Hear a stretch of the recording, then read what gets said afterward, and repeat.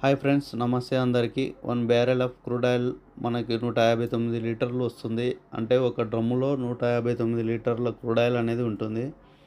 ఆ డ్రమ్ములో మనకి petrol, diesel, others and jet fuel, petroleum coke, heavy marine fuel, petrochemicals, tar అనేది ఎంత పర్సెంటేజ్ ఉందో ఈ వీడియోలో ఒకసారి గమనిద్దాము.